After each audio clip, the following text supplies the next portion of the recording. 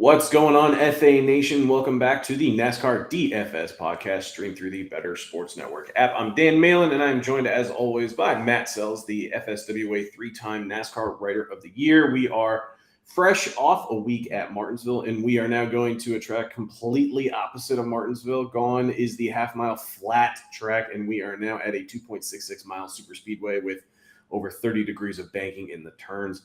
Matt, how are you? I know we don't really get too excited for Talladega from a DFS perspective. It's a much better race to bet if you can find the right long shot odds. But how are you feeling coming off of Martinsville and heading to, guess the second or third super speedway track, depending on how you look at the schedule? Yeah, I mean, it depends on how you count Atlanta, right? Yeah. Like, is it actually a super speedway or whatnot? I thought Martinsville was an interesting race. I'm not going to say it was good. I'm not going to say it was bad. It's an interesting race. I thought strategy and pit decision had a lot more to do with it than who was actually fast. Although I will say, for those of you saying you couldn't pass late, what did Kyle Larson and Martin Truex do in the closing laps?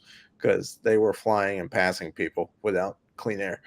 But yeah, Talladega is far different. We go from the shortest track on the schedule and the one that's been on the schedule for the longest to the longest track on the schedule, the longest oval, I should say. There are road courses that are longer, but the largest oval on the schedule at 2.66 miles per lap. So, yeah, this one is highly unpredictable. Flashback to Daytona. Who had Ricky Stenhouse Jr. winning the Daytona 500? I mean, I know he's a good plate racer, but these tracks produce a whole bunch of wild cards. But I like what you were saying with betting the long shots. If you're going to betting long shots here is, in my opinion, the more fun way to do it. Sure, you could bet the favorite, but this is where you really make it. Like, Stenhouse was what, 40-1 at Daytona? Yep. McDowell's hit at 66-1 a couple years ago. We saw Almirola hit at Talladega a few years ago at longer odds. What was Cindric last year for the Daytona 500? I can't remember. If I wanted to guess, I'd probably say 50. I mean, he was somewhere in the 30 to 50 range, somewhere in there. Yeah. It was a rookie, and he's a Penske driver, but he was still a rookie in his full season debut in NASCAR, and still impressive that he won. It's just he hasn't done anything since. He's still in that hangover.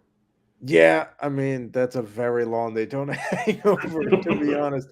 So this pod's going to be a little different. We're recording it on Thursday morning, East Coast time. It's about 11:30 in the morning, Thursday morning right now. Typically, we record NASCAR pods on Saturday following Cup practice and qualifying, so we know where guys are starting and how the strategy and the slate breaks down. None of that matters for Talladega. This is like Drew Carey on Whose Line Is It Anyway? We award the points, but the points don't matter, right? Like who cares where anybody's starting, because you can win from literally anywhere at Talladega. Yeah. So we will dive into the strategies. Yes. Probably offer up some bets if we can find any. Unfortunately, I only have access to DK Sportsbook. They drop their lines later than almost every other book, and they're usually the worst when they do drop them. But for overall, from a DFS perspective, last week I always advise people that, Martinsville is one of my favorite tracks for DFS. I did pretty well with the Xfinity Series race, not so much on the Cup Series race. But what is the general bankroll approach for Talladega? I know how I approach it with just, 3 GPP lineups.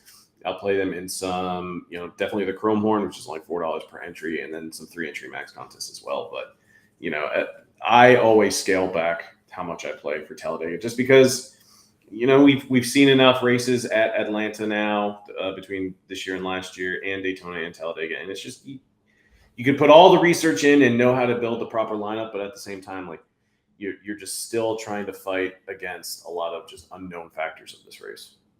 Yeah, your guy could be having a great race, and then some guy 17 cars in front of him has a problem, and all of a sudden your guy gets caught up in it in a blink of an eye, and it just happens. Even guys who are really good plate racers, and we'll talk about a few of them.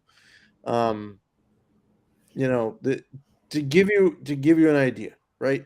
If you look over the last 8 Talladega races, Ryan Blaney has the best average finish in that span at 9.9. He's barely averaging a top 10 over 8 races. Okay. To put that in perspective, last week for Martinsville and the 2 weeks before that for Richmond, you had like 7 dudes averaging better than a top 10 finish over the last 8 or 10 of those races. So that's just how unpredictable this track can be. Is that even the best guys, even Logano and Blaney, and to a degree Chase Elliott, they all have average finishes of like 10th or worse. So it's highly volatile, and for that reason, I also generally play light. And this is a different. So let's dive into cores a little bit, because you and I have been building with cores, core plays for a while. So we'll come up with 3 or 4 guys that we like to pair together, and then just fill in the others and get some exposure to other folks. Are we doing that this week, or are you putting different? Everybody's different in different lineups. If I'm doing 3 lineups, I'm already operating with a much smaller player pool or driver pool in general. So I'm not opposed to, finding 3 guys that I really like that are starting further back, but also offer a good amount of leverage as well. I think that, we talk about it all the time in cash games. Like you will see DFS players that just play the 6 drivers starting in the back. And you can easily cash that day, assuming that they all move up, and and you may even only need 4 or 5 of them to actually finish the race. And for cash games, you can handle a driver wrecking out here and be perfectly fine. Correct. You'll see probably a lot harder. Yeah, you'll see probably 20 to 25% of cash lineups maybe playing just drivers starting well outside the top 30, and then you just kind of go from there and you just eat the chalk. But if I'm doing tournaments, I don't hate the idea of having a 2 or 3 driver core and then just building in other tournament plays that are starting probably a little bit higher that'll have less ownership but maybe a little bit more win equity, because the optimal lineup in the tournament, you still want the winner. It's really hard to hammer down dominator points at a super speedway because the fastest laps are typically more spread out, although we could see 1 or 2 drivers each lead 30 to 40 laps maybe, and could even drop that down to like 20 or 30 laps. But again, those dominator points are useless if they're not finishing well. So I think like if I'm going to have a core, I probably want a good core of 2 or 3 drivers that are starting pretty far back, offering plenty of PD, but also guys that are going to be lower owned, as opposed to like if Denny Hamlin goes out and he qualifies poorly outside the top 25, that's going to be a very popular tournament play. And so if I'm only doing 3 lineups and I want to go for a larger takedown, I would just not play Denny Hamlin, but still find leverage elsewhere. Yeah. I'm with you again. It's going to depend. Look, you can feel free to max enter whatever you want. If you max enter, it widens your player pool. If you do that, however, do not go above like 35% exposure to any one driver. Yeah. Because again, literally anything can happen in these races. I've thought about max entering the 50-cent mini max. You can get 150 lineups in there for just $75. Now, granted, I typically would want to only play maybe 40 to 50, but if I was to max enter, at least I could just get plenty of exposure to a lot of drivers. I can widen my driver pool, and then really in that format, it only takes one of those 150 lineups to pay off, and you can have yourself a big day. Yep. If you do max enter, I would definitely do it on a smaller. Something that's not going to cost you your mortgage payment max center, because that's not exactly the best idea at Talladega. I will say that my cores for these races tend to be built around manufacturers rather than grouping specific drivers. That doesn't mean they have to be on the same team. Just means like we're looking to group Fords together or group Chevy together. Sprinkle in some Toyotas because there's only like 6 or 7 of them on the track at any given weekend. But that's because you'll see as you watch the races that these teams and manufacturers operate together. They will pit the Fords together. They will try and pit all of the Chevys together, although for some reason Chevy usually seems to be discombobulated and winds up pitting half of theirs with the Fords. And then Toyota will just go with whoever the biggest group is that's pitting because that helps them get the, not lose the draft. Right. So, with that in mind, that's how I'm building my lineups this weekend. I'm not fully stacking the back. There's a lot of people that do that. You can do that for cash. Just show up on a Sunday afternoon and say, okay, these are the 6 guys starting, 33 through 37 or whatever. And just plug them in and then hope for chaos. And then you're good to go in cash.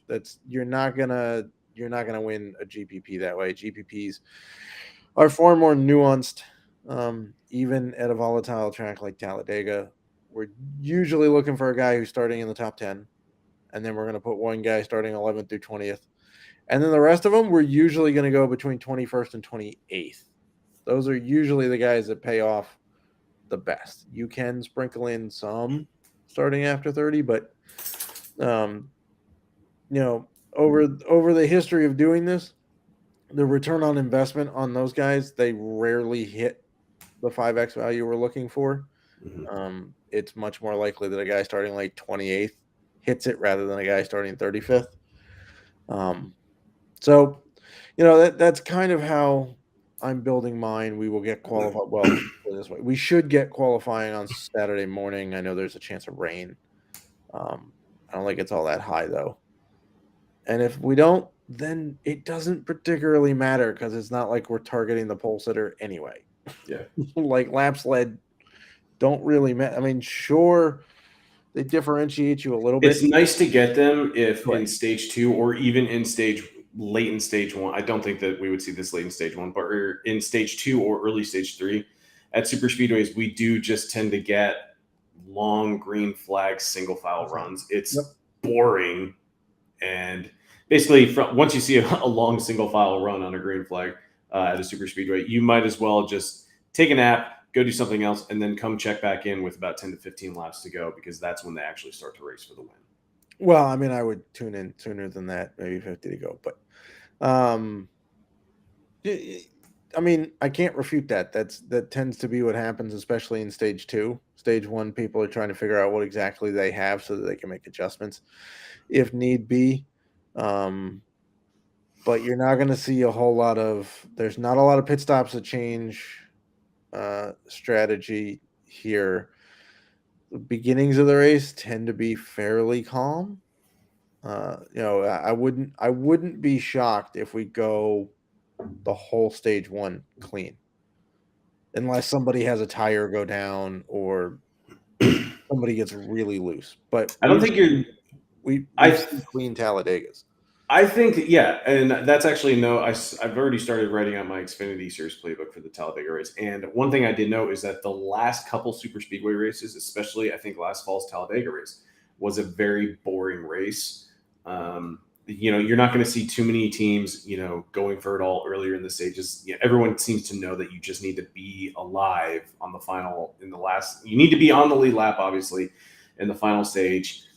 So I don't think we will see as aggressive of a super speedway race. I think if there's going to be a wreck, they're all going to come late in stage 3 as teams try to maneuver themselves up to the front.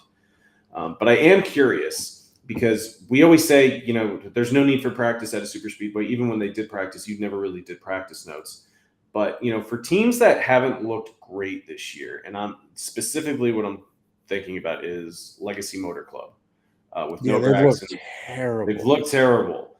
But this is also the kind of track where it doesn't really matter what the recent run has been. Right. Because any driver it's a level playing field for all the cars and all the teams this week. So are you okay going to a driver like Eric Jones, regardless of where he starts, because he does have a really good resume and a good history on this style of track? Yeah, and he looked, I mean, that's basically the only race that the 43s look good at this year was Daytona. Like, he looked, I guess, okay to start Atlanta. Finished 6th in both Dega races last year.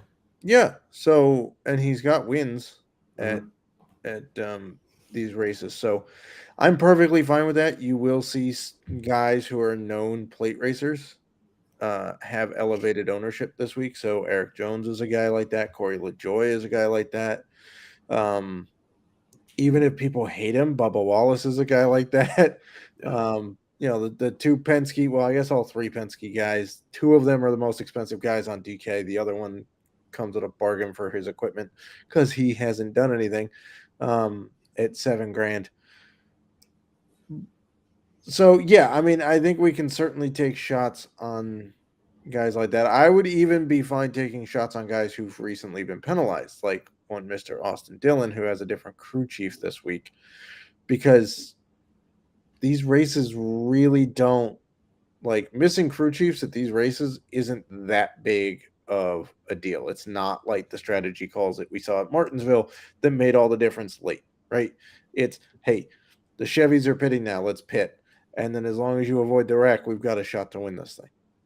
So is the overall sentiment this week, whether it's betting, because I believe when we look at DraftKings Sportsbook, for example, constructor or manufacturer odds, the Chevys are going off at plus 125. It makes sense because they were running up front late, and Stenhouse did win the Daytona 500, but Ford is not too far behind at plus 140, and Toyota is at plus 330, simply because there's only like 6 cars in the field for Toyotas. But is the general sentiment that the way that they set up the cars and just the aerodynamics of the Fords, that they should be the presumed favorites to win this race? They should be. It's long been my belief that the grill on the Ford helps with the pushing and the drafting because it's the squarest grill. No, I wasn't doing the "you can't see me now" thing. I was just pointing out it's a very flat grill on the front of the Ford, which means it lines up well with the bumper. So, pushing is a lot easier because if you get a little off center, left or right, you can spin the guy and cause a massive wreck. So I do think that, given the fact that all of the engines are basically the same, I'm going to go with the aerodynamics of the car. It also doesn't hurt that Ford typically has some of the best plate racers in their stable. That's shifting a little bit now, but I would take the slightly longer odds on Fords than the Chevy because I think they have pretty equal chances to win. So I may as well get a little bit more return for my investment. All right. Should we just dive in and maybe just preview a few players or a few drivers rather? Yeah. Cool. Joey Logano, Ryan Blaney, we briefly talked about them. They are Team Penske. I might as well just go team by team and with specifics. Austin Cindric, since his Daytona 500 win, hasn't done much, but still $7,000 for a Team Penske car. It is a Ford, and we just talked about what makes them so good aerodynamically on this style of track. I'm guessing there's no real issue with Logano, Blaney, or Cindric, even regardless of where they qualify, correct? No, I mean, would we have liked to have seen more out of them this year? Yeah, I mean, it's hard to refute that, but Logano did win Atlanta. He did win Atlanta. He did finish second at Daytona, so there is that. And by the way, the laps led at Atlanta is ridiculous because it's still a 1.5 mile track. So don't look at Atlanta and go, "Oh, he led 140 laps. He could lead over 100." It's much easier to lead the laps at Atlanta. Okay, well, there's 300 something laps in the or 267 laps in that Atlanta race. There's only like 188 happening on Sunday, so there's decidedly fewer laps. I don't have a problem with anybody from Team Penske. I think the sharp people are going to be on Austin Cindric to get the same equipment and a guy who's won at these tracks at a steep discount. Sticking with the Fords, Stewart-Haas Racing is actually kind of all over the place in terms of pricing. Yes. Kevin Harvick is at 7,800. Chase Briscoe 79. Ryan Preece 73. They're all in this 7K range, which is actually kind of insane, just because they do have the manufacturer advantage, but they're all just priced like in the 7K range. And we've said like Eric Almirola is a pretty good plate racer. He won his duel at Daytona back in February. He started fourth. I feel like with SHR, it always boils down a little bit more to where they qualify. But at the same time, like, they will have speed. They all looked very fast last week at Martinsville. Obviously, different beast this week with Talladega. But it probably, whereas Penske, we can probably just, pay for Logano and Blaney for the win equity. I don't feel as good about SHR having as much win equity, and the sportsbooks will show that. But overall, very friendly price tag. And this is a week also where lineup construction, it doesn't really matter. Salary doesn't matter. You can leave thousands of dollars. You can leave anywhere from $5,000 to $10,000 on the table. I've seen optimal lineups at super speedways where they leave over 20 grand on the table. Especially if you're playing FanDuel, by the way, because everybody starting in the back is like $2,000, so you can make a lineup and leave like 40 grand on the table on FanDuel. Do I recommend it? No, but you can. It's the one week where you truly just don't need to spend all your salary, and a lot of casual players still end up, spending between, I think, 98 and 100% of the budget. So if you're leaving a ton of money on the table and just comfortable, building a sound lineup based on one driver in the top 10 and another in the teens, and then a couple other drivers starting outside the top 20, and just leave money on the table, you're off to a really good start with your lineup build. But overall, it's going to depend on where position and where they start for SHR, correct? Yeah, probably. I mean, I probably feel most confident about Kevin Harvick, but he's the best driver on that team. So they go hand in hand. I thought Priest looked pretty good at Daytona before he had an issue. I don't know what to expect from Almirola at this point, because everywhere he's been that we thought he was going to be good, he hasn't been. And Briscoe's a wild card just about every week. Let's shift on over to Hendrick Motorsports. Chase Elliott has some super speedway success, as does William Byron. And Byron in general has just been on fire this year. Last week was a bit of a dud and very disappointing at Martinsville. But Kyle Larson is interesting because he probably goes out and qualifies very well. He's going to be qualifying, I believe, last of the 40 drivers trying to make this race, and then he'll probably make it into the top 10 for qualifying. He's won 2 out of the last 3 races here, but finished outside the top 30 at Atlanta, and he started second at Daytona, but finished 18th. Just not a very good plate racer, and he's even mentioned this before. Yeah, I mean, I think he's still not over the shock of winning in Martinsville, to be honest, because he never thought he was going to win there. Hendrick is usually very quick at these super speedways. I mean, Alex Bowman's been on the front row, I think, 6 straight years at Daytona for the 500. So they usually have speed, but it hasn't necessarily translated to good finishes. Like, for example, in the last 6 races at Talladega for Kyle Larson, keep in mind, this is out of a sample of 8. He missed 2 because of the year he was suspended. His average starting spot in that time is 7.7. His average finish is 27th. So, not to just pick on him, there's plenty of guys that do that. But if we're looking at Hendrick, Chase Elliott's average starting spot is 11th. His average finish is 12.8, which I think is second or third best in the field this week, which tells you how these races normally go, right? Bowman starts in the top 10, usually finishes just outside the top 20. Not to say these guys don't have top 20s or can't run well. They just historically, when you average them together, not quite as good. Byron's probably the second best guy in terms of historical runs here. So again, if they're qualifying up front, it might take some heat off of their ownership. But I would be very careful with Kyle Larson. I think a lot of people are going to be on him because he's just looked fast, and I'm not sure that's going to, pay off for them. Should we be excited about the RCR cars, Kyle Busch and Austin Dillon? They both were in contention to win at Daytona. Kyle Busch was running up front at the time of the late caution. I think it was from Daniel Suarez, but, assuming that all things are, I get the sense that Kyle Busch is kind of over the super speedway racing. Anytime like his truck team has to go to a super speedway, he wears a shirt that says it's the most expensive weekend of the year.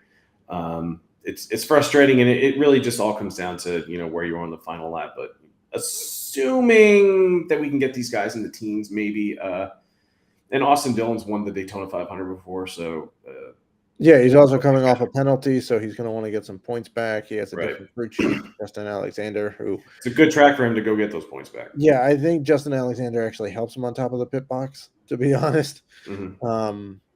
So yeah, I'm probably higher on Austin Dillon than Kyle Busch. They both did look good at Daytona, but historically speaking, Austin Dillon's a better plate racer.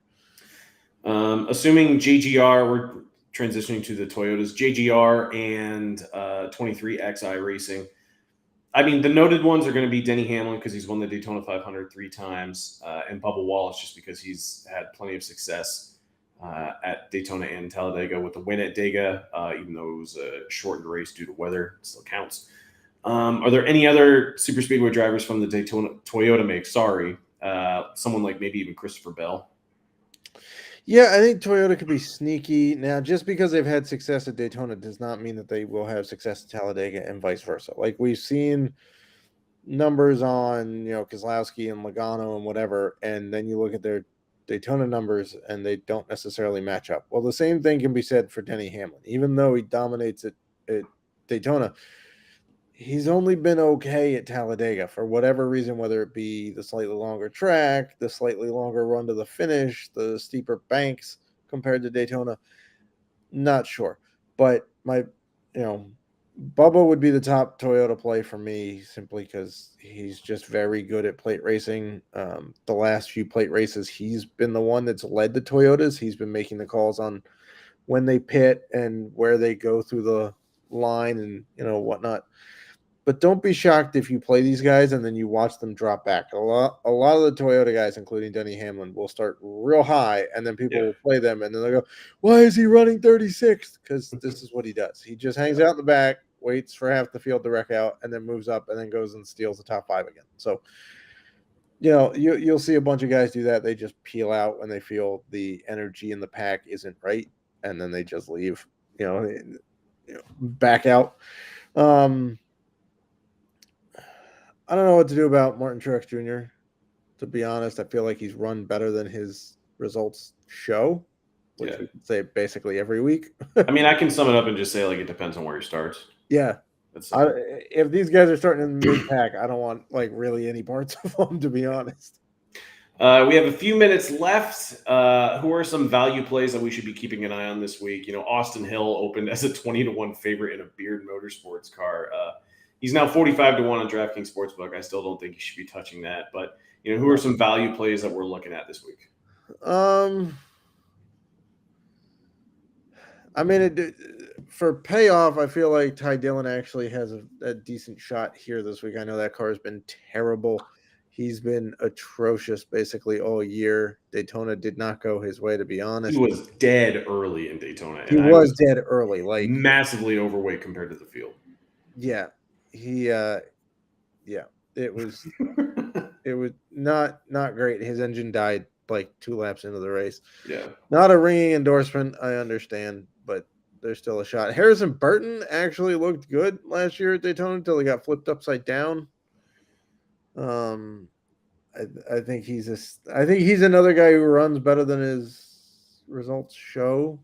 I kind of like AJ Allmendinger because he started 30th and finished 16th at Atlanta, started 29th and finished 6th at Daytona. Yeah, that's a good point. LaJoy in this range is obviously going to be the guy that everyone looks at. And Justin Haley. So I think your point on Allmendinger is nice because he's sandwiched between Haley and LaJoy, who are 2 dudes that everybody goes to for plate tracks, because Justin Haley's 70% of his wins or something are at plate tracks.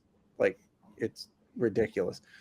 And then in this grouping, right, if we go below 7K on DK, we got McDowell, Jones, Ty Gibbs, Justin Haley, Allmendinger, LaJoy. I will bet you that Allmendinger is the lowest played dude of all of those guys. I would probably agree with you. Gibbs probably second lowest, just because it's Ty Gibbs and the other dudes have wins. Well, LaJoy doesn't have a win at these tracks, but he always is in contention for a top 10. Contention, yeah. McDowell's got a Daytona 500 win. Cindric has a Daytona 500 win. Jones has won multiple plate tracks. Justin Haley has won a Daytona race. So, yeah, that's a sneaky spot for those guys. Yeah, there's plenty of upside in the value range this week, but keep an eye on where they all qualify and join Matt and myself in the NASCAR DFS Discord this weekend. Matt, is there anything else you wanted to touch on, or we get to send the people on their merry way? No, I mean, we'll have content out this weekend. My betting piece will be up on pickswise.com on Friday. It'll be free. Then there's the playbook that will come out Saturday. Projections. If a guy's not in the playbook, doesn't mean you can't play him. I'm just picking the dudes who I feel have the best chance to help you win money. So look for that. Core plays will be out Saturday, and I'll be in Discord all weekend. All right. Thank you so much, man. Best of luck to you, and best of luck to the FA Nation. Best of luck, FA Nation.